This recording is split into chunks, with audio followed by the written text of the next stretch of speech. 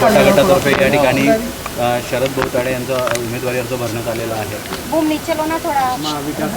आज महाविकास आघाडीकडून शरद आबा तायडे यांचा फॉर्म आज भरलेला आहे आणि आम्हाला विश्वास आहे की महाविकास आघाडी म्हणून या जळगाव जिल्ह्यामध्ये आमच्या पाठीमागे खंबीरपणे उभे आहेत आणि जे आमच्याला मानणारे आहेत ते सुद्धा आमच्यासोबत आहेत।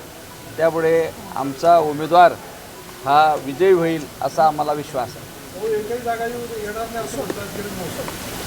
महानगरपालिकेने असंच म्हटलं होतं त्यांच्याकडे सत्ता, पैसा, अडका, शासकीय दबाव सर्व काय आहे, परंतु या महाराष्ट्रामध्ये महाविकास आघाडी म्हणून आम्ही त्यांना खंबीरपणे लढत देतो आहे।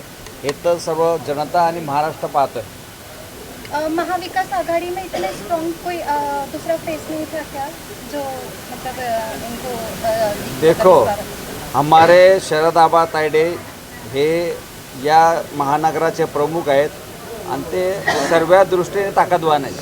भाऊ सर्वात जास्त मताधिक्याने जळगावची जागा महाराष्ट्रात निवडून असा विश्वास गिरीश महाजन व्यक्त केला आहे।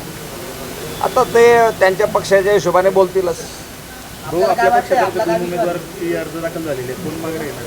जरी 2 उमेदवारी अर्ज दाखल झाले असतील तरी एकाचा उमेदवार आम्ही त्या ठिकाणी मागे घेणार आहोत। आमचा महाविकास आघाडी म्हणून एकच उमेदवार शरद आबा तायडेच राहतो। खुरपे सरांनी अर्ज दाखल केला।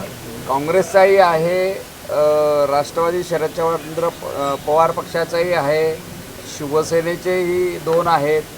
आता फॉर्म कोणीही भरू शकतं, परंतु शेवटच्या अंतिम दिवशी सर्व माघारी होते। पण एकंदरीत या गोष्टीमुळे कार्यकर्ते कुठेतरी संभ्रमात आहेत, नेमकं उमेदवार कोण? नाही, काही संभ्रमात नाही, सर्व डिक्लेअर झालेलं आहे। सर्व पक्षांना, 3 पक्षांना समजलेलं आहे, वरून आदेशही आलेले आहेत आणि त्याप्रमाणे आज फॉर्म भरलेला आहे। मागच्या वेळी सारखी निवडणूक बिनविरोध होणार नाही असं मी ग्वाही देऊ शकतो का? काय प्रयत्न करू?